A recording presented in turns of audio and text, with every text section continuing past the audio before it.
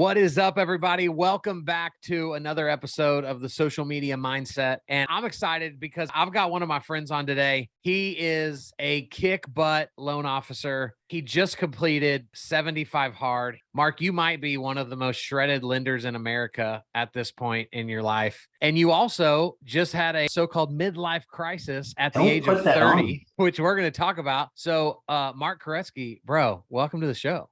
Dude, thanks so much for having me. It's overdue. It is overdue. We've talked about this for a long time. And then we we also scheduled chop it up all the time. I'm glad we're here. I thought it was funny when you said that you turned 30 in May and you felt like you were going through a so-called midlife crisis. I'll be 40 in like 8 days. And so it made me laugh, that a young 30-year-old with his whole life ahead of him could feel like he was experiencing this crisis. So let's just talk about it for a sec. What'd you learn from it? What changes were made because of it? Let's jump in there. So, man, there's so many different ways where we can start, but ultimately I thrive in uncomfortable situations. Okay. And what I realized was I had gotten really freaking comfortable, and that's not a place for success for me. Yeah.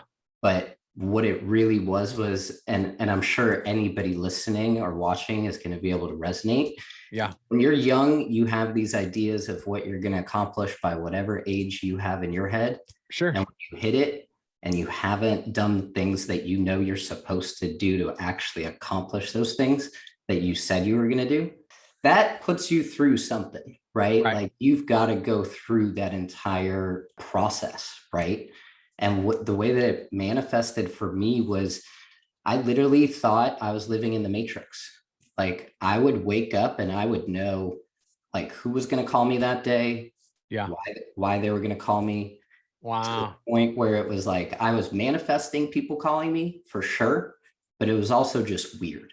Like you don't want to wake up knowing what is going to happen that day and feeling like it's a day. And so what I realized over a really long weekend, which was Stuman's $1 Million Mastermind in Dallas, like right around Memorial Day. So the other thing was I came back from President's Club at the end of May. Yeah. With undiagnosed, but not COVID, but definitely COVID. And so I had like that brain fog that everybody got. Yeah. And so it was a culmination of that. And then the realization of like, I know my mess is my message. I know the impact I want to leave. I know what my mission and what my passions and purpose are. Yeah. And the world is missing out by me not actually living up to it. Come on. So that was ultimately the realization of what really just like flipped the switch for me. Okay. I got comfortable and it led to that. So a couple of different things that I want to dive into from that, but where I really think it's important to go is I think most people can do what you've said so far, right? I think most of us are capable of diagnosing ourselves, but then if we're not careful, we essentially allow recognizing the issue to be what we needed. And so for most people, right, it's like, man, I need to lose weight. And then a year from now, I'm still going, man, I need to lose weight, right? So that part's not the hard part. So for you, you recognized it, but then you actually chose several different things to do differently in your life. And so like, what did that look like? It led directly to, it changed everything, right? Like I changed my entire day. I changed the networks that I'm in. I got rid of my coach. I hired a different coaching and joined a mastermind community. I joined a church, which I've never been a part of a church in 30 years. Wow. And then it led to a trainer who randomly just like looked over at me like the first week I was there. Like, hey, you want to do 75 hard? And I just looked up and was like, yeah. Back up a couple of years, 75 hard came out in like 2019. Yeah. I literally laughed to myself when it first came out. It was just like, you're not disciplined enough to do it. And you know how important it is like to do the things you say you're going to do. And so don't even say you're going to do it because you're not going to do it. Yeah. And that's the way that I felt. And then that light switch flipped and it was literally just somebody asked me to do it. And I was like, yeah, let's do it. You're unbelievable, bro. Because you know my background as a pastor. So I just have to know, because this is my podcast, and I get to ask whatever questions I want. What was the process like to just go, I've spent 3 decades out of organized religion, right? Let's call it that. why did you just out of nowhere kind of cold turkey decide that I think I'm just going to start going to church?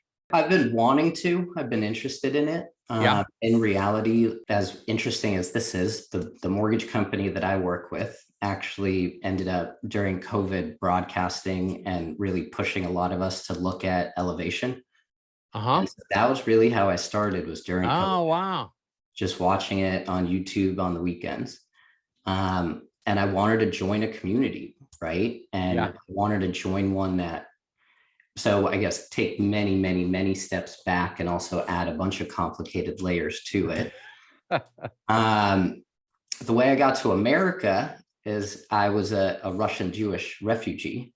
That was Wow. legal kind of immigration status Yeah. before we became citizens. And so in communist Russia, which I didn't personally experience, I was born in 92, right after the fall. Yeah. But you don't have any freedom of religion under communism. Mm. And so we not only, like, my parents all the way back were discriminated for being Jewish. My grandparents were actually orphans from Ukraine because Wow. of the Nazis and moved to Moscow, which again, given everything going on right now, makes that entire situation that was going on, Gosh. that was also kind of an underlying point of anxiety for anybody with family and heritage back there, right? Sure. It continues to be today.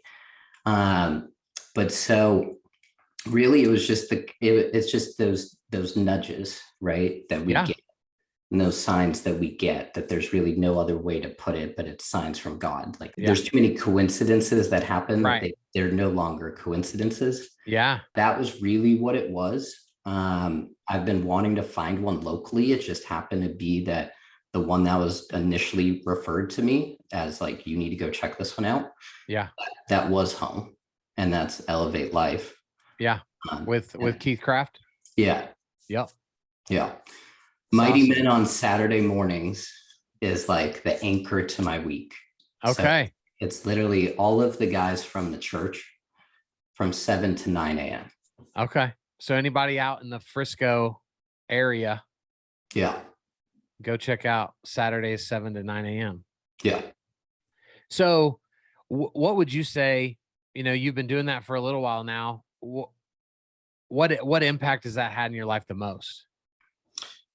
Oh man. I mean, it goes into every aspect of life, right? Yeah. There's been so many physical changes like you talked about, but there's just been so many mental changes. Yeah. Right now we're in arguably the toughest time in mortgage and real estate industry has seen, certainly since I got in 2014, certainly since I got to Dallas in 2018. We thought we had it hard in 2018, but I've talked to a couple of really young LOs, really kind of rookie agents. They don't know what they don't know, right? Like, they don't know how difficult it is. It's always difficult when you're starting. And so that's a massive advantage for rookie agents, or I mean, whatever, 2-3 years experience. They just don't know, right? They're still in the grind and scale kind of period. And so that the changes have gone through everything, right? Like, everything starts with, you've got to feed your cup. You've got to be able to take in with all of the negativity, with all of the noise that's out there. You need to be able to have a lighthouse that you can go to, right? Yep. And for me, I was always spiritual. Honestly, I grew up anti-religious, just thinking it was a way of control, which I still believe in one way or another. But it's just we all get those nudges, right? Or kind of those like pulls, and it's whether you follow it or not. And so I decided at one point or another, like, if I keep having them, I got to follow it. Well, and bro, what I love about this is, because I'm sure there's people listening there like, man, I thought this was a social media podcast, and guys, we're getting to that. But so much, in my opinion, of doing social media well is you got to get right up here and you got to be right in here. And so all of these changes that you're making in your life, they increase your confidence. I mean, you're having to post your pictures for 75 hard on social media. right? Which at the beginning is probably uncomfortable because you don't look like you did back then, like you do now. And so much of when I watch people that struggle with social, doing video, being insecure, right? All of those things, it typically comes back to something isn't right in their life. And I just know for me personally, if I tell myself when I go to bed that I'm gonna wake up and go to the gym the next morning, and then I don't, Oh, it's so I much worse. start my day off losing, It's so much worse. I right? got the chills. Yeah, it's horrible. And so I go through my whole day and I'm like, why do I feel down today? Because I Because, literally started my day failing myself. well, and so it's these micro promises that Yeah, we make to ourselves, right? And then you can say all sorts of affirmations and have devotions, but if you say you're going to do something and you mhm. don't actually do what it is that you say it's going to, it's so much worse than somebody else putting it on you, right? Oh, it's the It's worst. it's these micro promises that Yeah, both add up and actually appreciate when you actually do them right. versus they can they can hit you hard. And then that is what I think really leads to what we know as rock bottom, right? Yeah, yeah, This past weekend, I heard Jeff Ducharme say, we all know the saying, right? When you hit rock bottom, there's only one way to go but up. Wrong. You have two options. You either act as a victim and you yeah. sit there, or you actually do something about it. And that's how you go up. And so that's what it was, man. It's, you know what you need to do. I just decided I'm going to finally actually stick to my word and do it.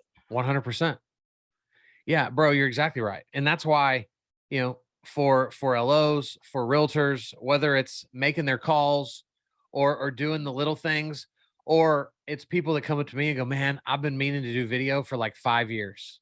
So for 5 years, right? Like they've woke up Yep. with the anticipation to do it, but yet for 5 years they failed themselves, and then they're shocked when it's hard because you've trained your body that you suck at this. It's the same thing with the snoozing, right? Uh-huh. Like, you allowing yourself to snooze is a Yep. way that you're getting up in the day losing. Yep. And so one of the things that I learned really early in my career, it's how do you get a point on the board as quickly as possible, So good. specifically as an LO, right? Like whether Yeah. it's an application, whether it's a lead that isn't, that's like pre-application, Yeah. whether it's an appraisal order, like whatever that is. And so for me now, it all starts with the personal. And so my morning routine is packed. You Talk me through it.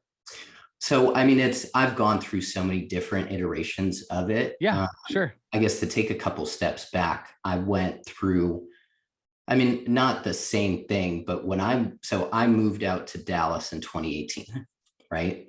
So I got licensed in 2014. I was a pretty seasoned at that point, refi focused LO that never marketed himself, that never did anything on social media other than just show how ratchet I was as a teen. And Yeah. so when I came out here and I said in my young, dumb, naive brain, like, I'm going to be a retail LO and I'm going to be referral based and I'm going to work with real estate agents and it's going to be great.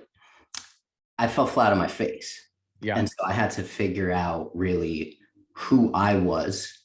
And at the end of the day, I then was really stuck in a state of paralysis because it's Yeah. just, you don't know what you don't know, Sure. right?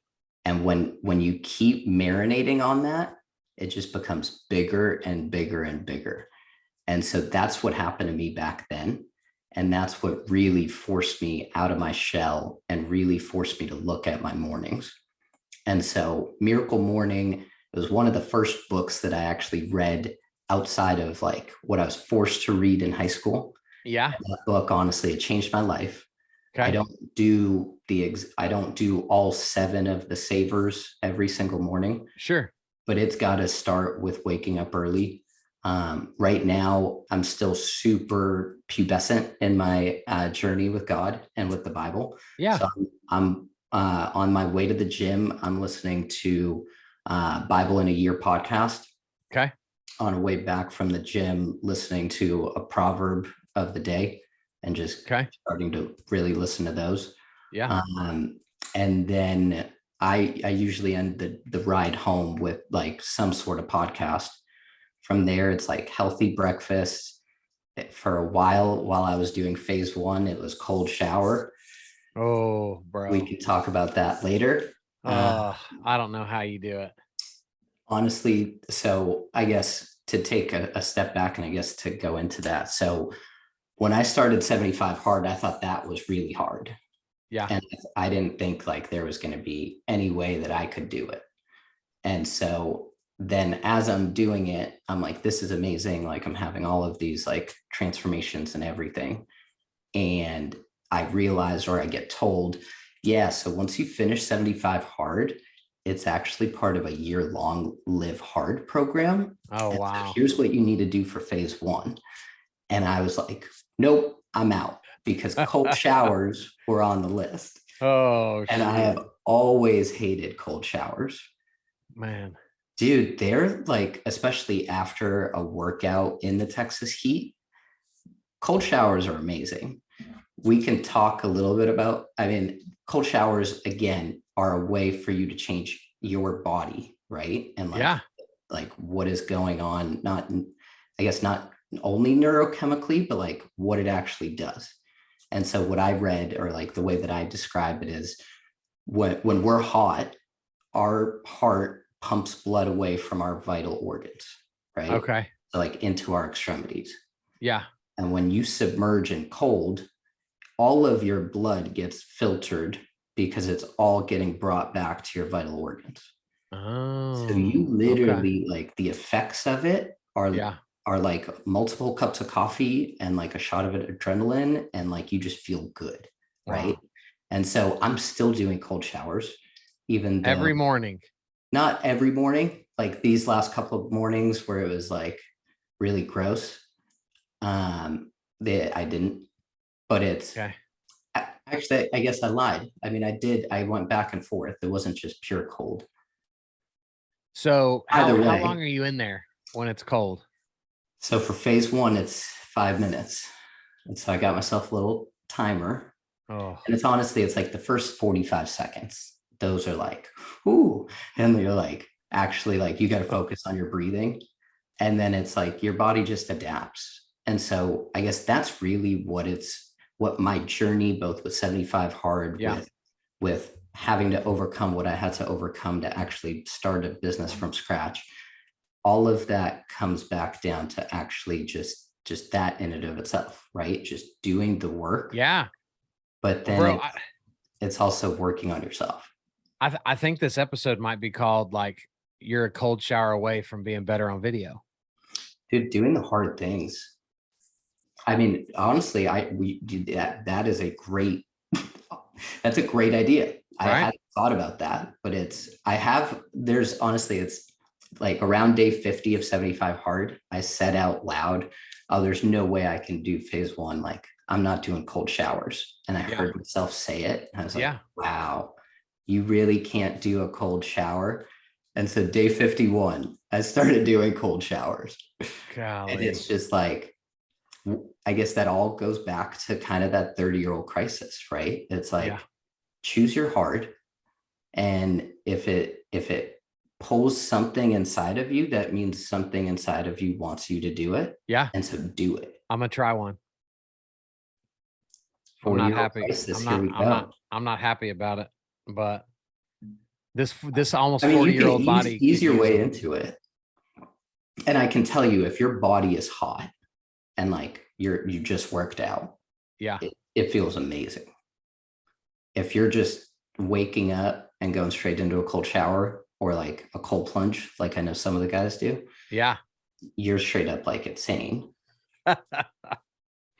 So like, hats off to you. I'm not excited about this at all. Dude, do a video. I don't know that anybody needs to see my body in that environment. That's not pleasurable to anybody. Yeah, maybe not. So maybe a selfie. Pleasurable may not be the best. Like without some man boobs in it. That would probably be. Fast forward to day 75, you may not have them. That's true. They'll at least be smaller. Right. So Mark, let's get tactical Yeah. for the people that are like, guys, let's go. Like, quit talking about church, quit talking about cold showers, quit talking about all this stuff that I'm never gonna do. But you Um, 100%. And we're gonna tell them why. Talk about like when you realized, oh crap, how am I gonna be a retail lender without having any relationships? Like, what was that transition like for you when you realized I've got to start showing up online more? You've got to start showing up online more for sure. But in a way, I'm convinced, and in a way, I was thoroughly convinced back then, you can't just show up and not present yourself in the right light, in the right way. Yeah. Because, like you said, this is a referral relationship game, right? Yeah. And it's Yeah. a contact game. And my problem was like I had done, I mean, over 100 refis over my first 4 years. I'd done one purchase. That was for a former coworker who failed out of the mortgage business. Oh, He, wow. he used a Redfin agent who I never spoke to, and I had never spoken to a real estate agent before. So Wow. I literally don't know the first thing about how do you generate a lead, but what is my value proposition? Yeah. And Sure. that's really where I started.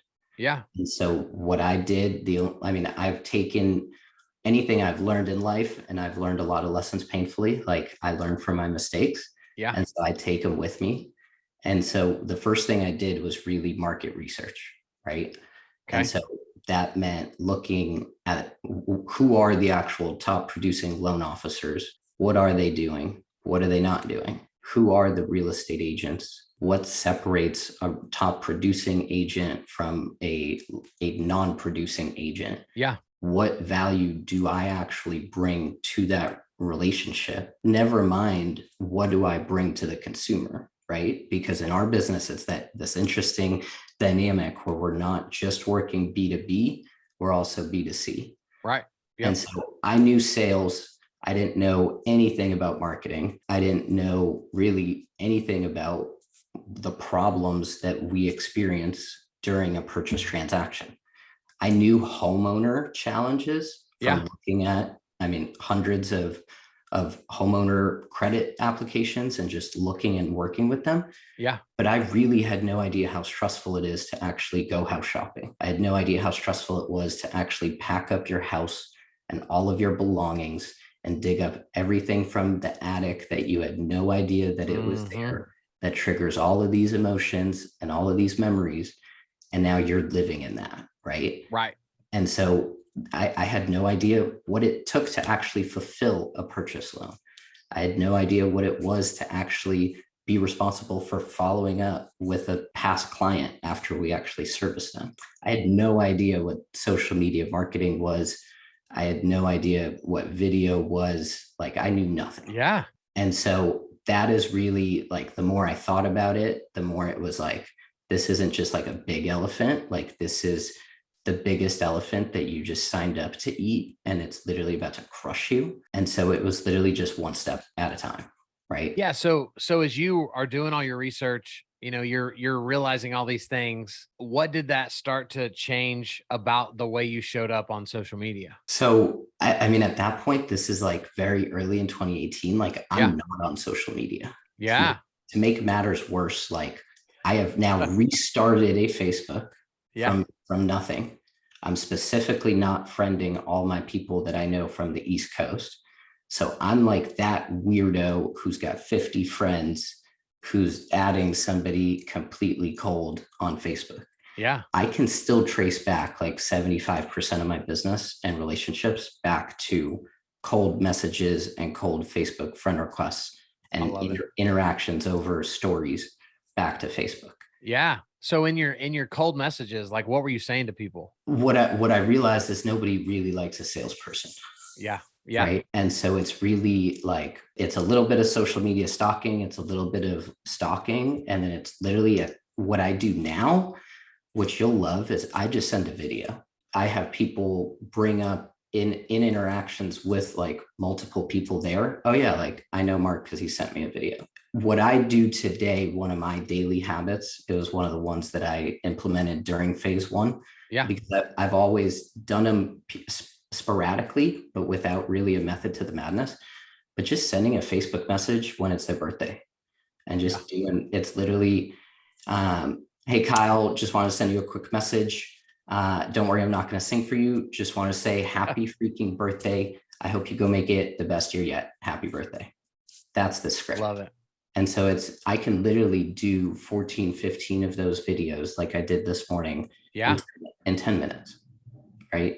And the power of that, just to make sure people understand, is you didn't record one video 6 months ago that you're trying to trick people into thinking that that's for them. You're saying my name. Yeah. So that if I think it's fake, I now know it's not, because you actually said my name. Right. That's the power. So also Facebook Messenger has these cool backgrounds that you can use. And so I'm doing the one with like the fireworks, and it's like, yeah. Okay. You want to up your video game a level for your birthday videos? For sure. So I've never posted on Snapchat ever, but I have Snapchat just to use their filters, because they have hundreds of thousands. So I don't ever really use their filters, but what I do use it for is the ability to go from like forward cam to backward cam just by tapping it. Yeah. So you can't do that on like Facebook and Instagram. Bro, try their filters, man. They're so fun, and people will eat them up. What's your go-to filter? Oh, I have a few. One of my favorites is there's a like a drag queen filter that I really love. You know, you give me some lipstick and some, you know, big old hair and eyeshadow, and I just feel pretty, you know? So you are. Thank you. So I like that one. I also, you know, they have a filter that like makes you look old, and that's a fun filter to use. You know, they also have one that makes you look like a baby, and that's a pretty fun. See, like I don't have time for that, Kyle. I'm literally like, I go in and I'm like tactical now, because it's I really you can tactically add some filters to your thing. I can. But here's what I want to say. It's we all fall victim and fall into this trap on social media. We all know we need to be posting. We all know we need to be engaging. Right. But we can't just have that up at all times and just be on there. Right. Yeah. And so that's what, with me and my ADHD, me setting these time blocks in the way that I'm doing it, it's going back to what you were saying. And I guess to add on to it, doing the things that you say you're going to do. Yep. That is actually one of the mechanisms that we can use to create dopamine. Yeah. And dopamine really isn't it's not like a pleasure hormone. It's really like that play hormone that we get. Yeah. So my biggest thing is, how do I gamify my day? How do I gamify my week? How do I make it to where when I'm going to bed and I put my head on the pillow, I know I won that day. Yeah. Right. And so it does end with business. Well, it doesn't end with business because it ends with personal, but it starts with personal. Right. Yeah. You can't bring your best self to your social media. You can't come up with proper messaging. You don't know what resonates with the right people until you're actually good with you. And so everybody's got to start there. But from there, man, my biggest thing, and everybody always laughs, the way I know anything is just by trying to break it. And I try to break it and it's still working. Like, that's how I know it works. I love it. You might have just changed the name of our episode. Good. Because until like, we may need to call this "Until You Love You," social media won't work. Dude, that's the reality. So good. That's the reality. Bro, what would be your, as we kind of tie a pretty bow on this incredible episode, incredible conversation, what would be like a practical tip that you would give to anybody listening that's struggling, or maybe like you, maybe they're looking up and they're just complacent in the inside of their social media strategy and they're about to go freaking nuts. what would you say to them to kind of help shake them up? There's so many things that I would say to them. One of the things that I did when I was super uncomfortable with video, which I am still in a way, like I don't know if you can tell in the video, but like my right eye is lower than my left eye. And in pictures, I always just see that one eye is different than the other. Right? Sure. Same And I thing can't with even video. see it, even though you told me. No, exactly. Right. And that's why I brought it up. And so what I did and what I used to do was I would just put my phone up in front of my computer screen and I would just turn on video. I wouldn't even record, but just going through my day and seeing myself on camera.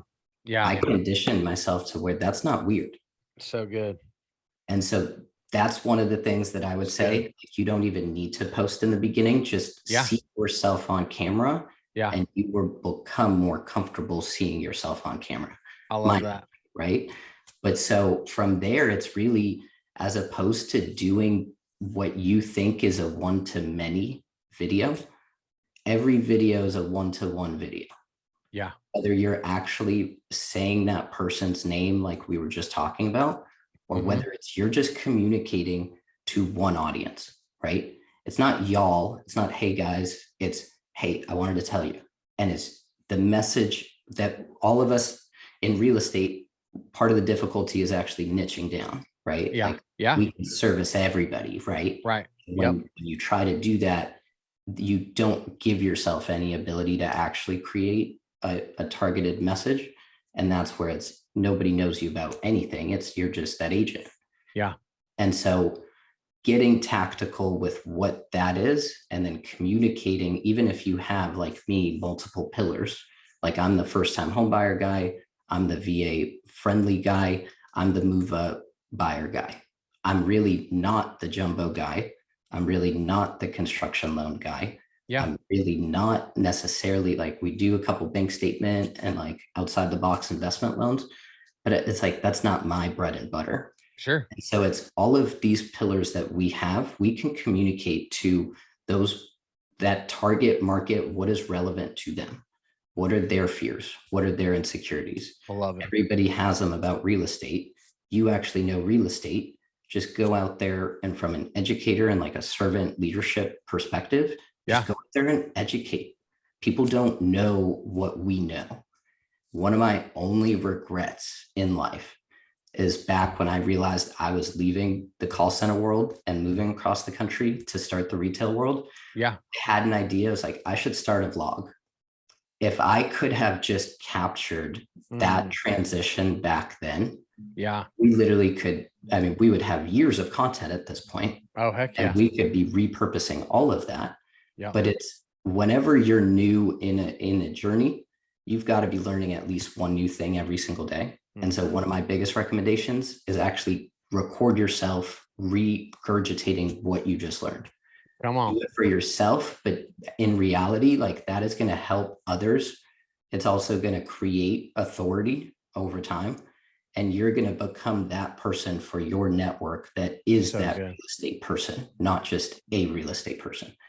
And so that's really what I would say is just do those things, but you can't do those things until you actually know that you're the right person to handle these things. Yeah. And that means you've got to learn. So good, bro. I love it. Mark, how do people connect to you that love you on this episode? Yeah, man, I'm I'm loan officer Mark on basically all the platforms. I'm definitely most active on Facebook. It's loan officer Mark DFW on there. Somebody got it before I got it. My digital business card, it's got all of my links. That's probably the best place for you to go. It's just mark10k.com. So mark10k.com. You can literally download all of your information on your phone and hit me up. Nice. Help. We will put that in the show notes, bro. Long overdue, but well worth the wait. What a great episode. Thank you for all your nuggets, man. I appreciate you. Hey, you ever want to get more tactical with me? There's so much we didn't get into. So I appreciate you having me, man. And I can't wait to listen back and hear your guys' feedback. So I appreciate the time. And a cold shower's coming. I'm getting in one soon. Hey, happy upcoming 40, bro. Thanks, bro. I appreciate that. Guys, this has been another episode of the Social Media Mindset Podcast. Thank you for listening or watching wherever you are, however you do it. We'll be back next week with another cool person with an even cooler story. See ya.